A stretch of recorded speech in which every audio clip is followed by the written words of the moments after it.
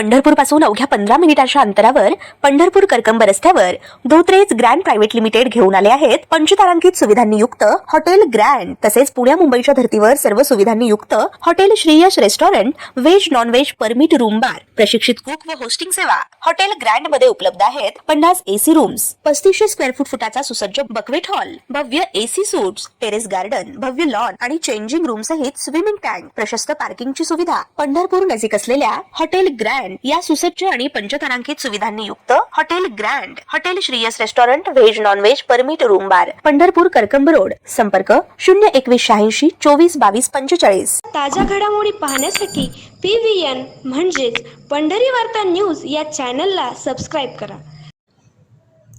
सोलापूरचे जिल्हाधिकारी कार्तिकेय एस यांनी आज श्री विठ्ठल रुक्मिणी भक्त निवास येथे पत्रकारांशी संवाद साधला। यावेळी यांनी आषाढी यात्रेच्या निमित्ताने पंढरपूर शहरात करण्यात येणारी कामे तसेच करण्यात येणाऱ्या उपाययोजनांबाबत त्यांनी पत्रकारांशी संवाद साधत विविध समस्या, प्रश्न आणि त्याबाबत कराव्या लागणाऱ्या उपाययोजना यांची सविस्तर माहिती घेत प्रशासन निश्चितपणे आवश्यक तेथे योग्य त्या उपाययोजना करेल अशी ग्वाही दिली। तर या निमित्ताने प्रशासनाकडून करण्यात येणाऱ्या उपाययोजनांची माहितीही माध्यमांना दिली। तर माध्यम प्रतिनिधींनीही शहरातील यात्रा कालावधीत उद्भवणाऱ्या अनेक समस्या, प्रश्न आणि तसेच शहरात युद्ध पातळीवर सुरू असलेल्या काही कामाच्या दर्जाबाबत प्रश्न उपस्थित केले। याची योग्य ती दखल घेत जिल्हाधिकाऱ्यांनी पुढील 10 दिवस आपण येथेच असून योग्य ती कार्यवाही करणार असल्याचे सांगितले। यावेळी प्रांताधिकारी सचिन इथापे, तहसीलदार सचिन लंगुटे, सहाय्यक पोलीस अधीक्षक प्रशांत दगडे, मंदिर समितीचे कार्यकारी राजेंद्र शेळके, नगरपालिकेचे मुख्याधिकारी महेश रोकडे आदी उपस्थित होते।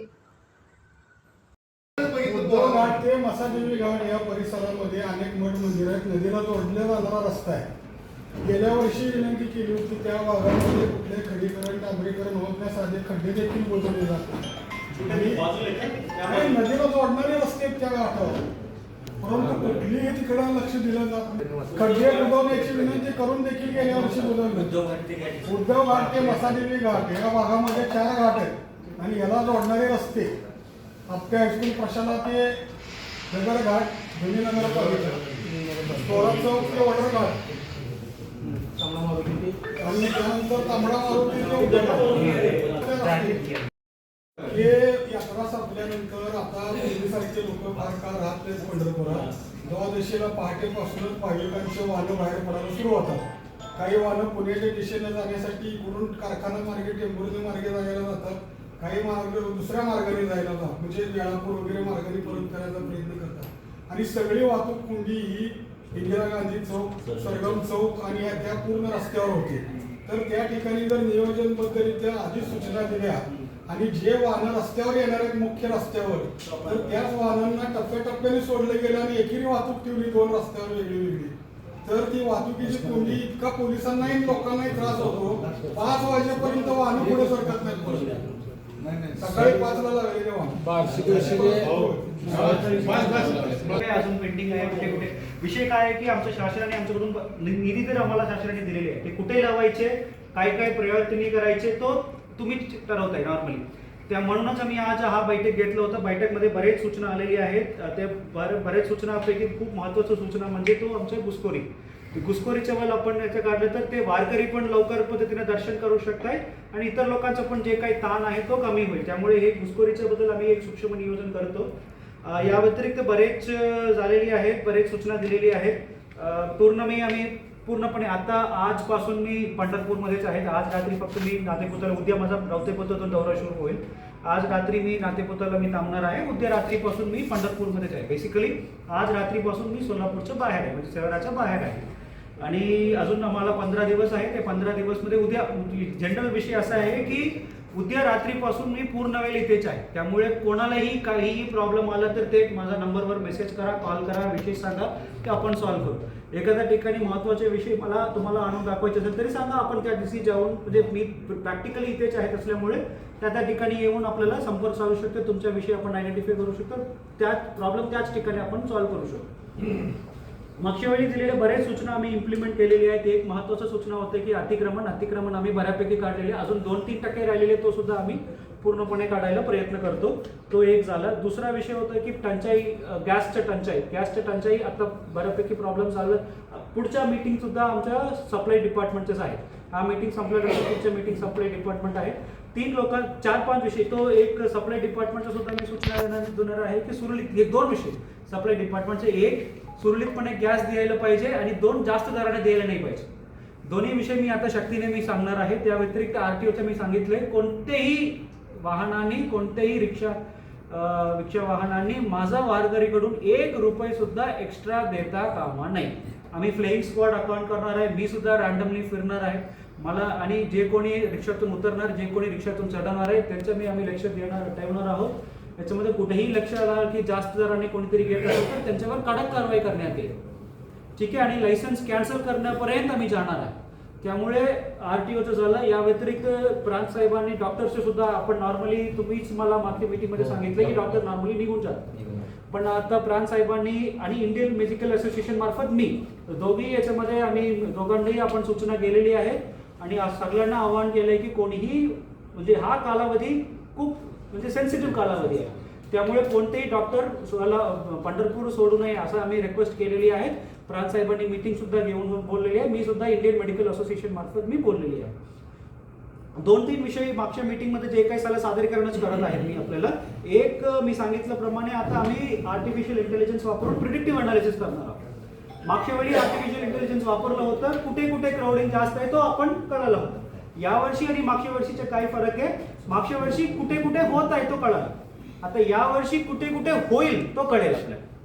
कळलं ना? म्हणजे या ठिकाणी असं क्राऊड इथे जात आहे, इथे क्रिटिकल पॉइंट आहे, तिथे प्रॉब्लेम्स येऊ शकतो, क्राउडिंग जास्त येऊ शकतो, इथे स्टॅम्पीड होण्याची शक्यता जास्त आहे, इथे सफोकेशन जास्त आहे आणि क्राऊड अशा पद्धतीने मूव्ह होत आहे. आणि मी अगोदर सांगितल्याप्रमाणे जे कोणी गुन्हेगार आहेत त्यांचे फोटो सुद्धा आम्ही पूर्णपणे फीडिंग केलेली आहे. तर माझ्या मार्फत सुद्धा आता एसपी सरांनी आता एक आर्टिफिशियल इंटेलिजन्स वापरण्यात केलेली आहे की ते कुठे कुठे फिरत आहे तो सुद्धा आपल्याला कळेल. त्यांना इमिडिएटली जाऊन अटक करण्याचं सुद्धा एसपी सर मार्फत नियोजन झालेली आहे.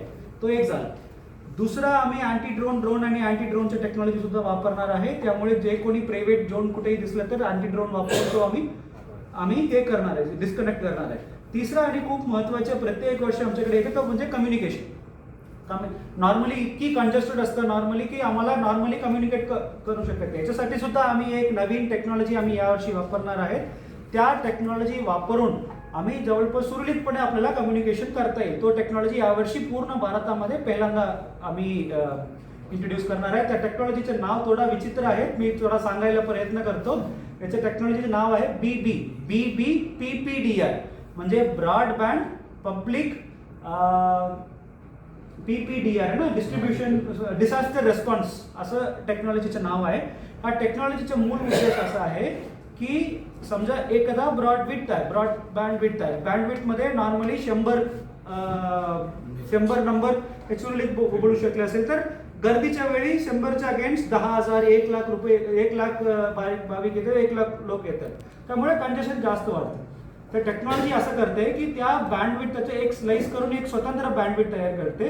त्या बँडविड्थमध्ये आम्ही सुरळीतपणे आपण कम्युनिकेशन ठेवता येईल. तसा आम्ही एक टेक्नॉलॉजी यावर्षी आम्ही इंट्रोड्यूस करणार आहोत. तो बघण्यासाठी काल DGP सर सुद्धा आलेली आहेत. तो DGP सर सुद्धा टेक्नॉलॉजी वापरून म्हणजे सरांनी खूप चांगला सजेशन्स दिले. तर या टेक्नॉलॉजी आम्ही इथे 500 लोकांच्या, मागच्या वर्षी आम्ही 2G फोन्स खरेदी करून 100 लोकांच्यावर आम्ही ठेवलं होतं. तर ह्या टेक्नॉलॉजी वापरून आम्ही किमान 500 लोकांच्यावर आम्ही पूर्णपणे सुरळीतपणे आम्ही कम्युनिकेशन ठेवणार आहोत. ज्यामुळे जे कोणी कुठेही काही घडलं तर इमिडिएटली आमच्यावर लक्षात येईल. आम्ही याच्यामध्ये इमिडिएटली रेस्पॉन्स टीम या आपण पाठवू शकतो. तो हे 2-3 विषय नवीन पद्धतीने आम्ही करणार आहे. या व्यतिरिक्त जे काही जनरल सुविधा आहेत, वाळवंटाची स्वच्छता आम्ही चालू केलेली आहे. तुम्हीच बघितलं तर स्वतः बघू शकेल वाळवंटाची स्वच्छता बऱ्यापैकी चांगला दिसते. म्हणजे आपण दररोज पूर्णपणे आम्ही क्लिनिंग करतो, म्हणजे सतत ठेवतो. असं नाहीये की एकदा यायला आणि निघून गेला, तसं नाही. आपण काल पण मी अचानकपणे आम्ही भेट दिलं होतं तेव्हा सुद्धा बऱ्यापैकी चांगला दिसला. मी 100% चांगला असं सांगू शकत नाहीये, पण बऱ्यापैकी चांगला आहे. आणि तो कोणत्या घाट ते पडलं होतं घाट, कुंभार घाट मध्ये साईडला बघितलं तर प्रचंड कचरा होता. ते पूर्णपणे उचललेले आहेत आणि जवळपास 95% कचरा केलेले वारीच्या आषाढीच्या अगोदर आम्ही पूर्णपणे करायला प्रयत्न करतो. जे काही झाडे झुडपं वगैरे आहेत ते पूर्णपणे आम्ही काढलेली आहेत. अजून काही ठिकाणी पेंडिंग आहे, तो सुद्धा काढतो. आता पुढच्या 10 दिवसमध्ये आम्ही पूर्णपणे फिरणार आहेत. आता मीटिंग काही नाही आहे, पूर्णपणे आम्ही फिरणार आहेत. कुठेही काही लक्षात आलं तर इमिडिएटली तुम्ही पण आम्हाला सांगा, आम्ही काही बघितलं तर आम्ही पूर्णपणे याच्यामध्ये नियोजन करू. सर्वप्रथम याचा हा जे आषाढी वारी सक्सेस झालं या आतापर्यंत जे काही सक्सेस झालं याच्यामध्ये खूप महत्वाच्या घटक मध्ये आपण दिलेल्या सूचना, आपण दिलेले लक्ष, आपण दिलेलं पाठपुरावा मधूनच आम्हाला सक्सेस आतापर्यंत केलेली आहे. अशा पद्धतीने सहकारी यावर्षी पण राहू द्या आणि जे काही आपण सूचना द्याल आपण नक्की याच्यामध्ये करून पाठपुरावा करून सगळ्या विषय लिहून घेतलेले आहेत, पाठपुरावा करून पूर्ण करतो आणि ऐनत्या वेळेमध्ये काहीतरी राहिलं असेल तरी आम्हाला इन्फॉर्म करा, आम्ही नक्की तुम्हाला पाठपुरावा करतो. आपल्यापैकी आमच्याकडून एक विनंती आहे की तुम्ही 3-4 लोकांच्या जे काही महत्वाचं काय तुम्ही 3-4 संघटना वगैरे असेल तर 3-4 लोकांचा तुम्ही आम्हाला यादी आणि नंबर द्या. त्यांना आपण जे 500 हँडसेट्स घेणार आहोत तो सुद्धा आपल्याला प्रोव्हाइड करतो, जेणेकरून कुठेही काही प्रॉब्लेम असेल तर त्या हँडसेटतून आम्हाला तुम्ही संपर्क करून मेसेज आपण देऊ शकतो. नको फार कॉम्प्लिकेशन होईल.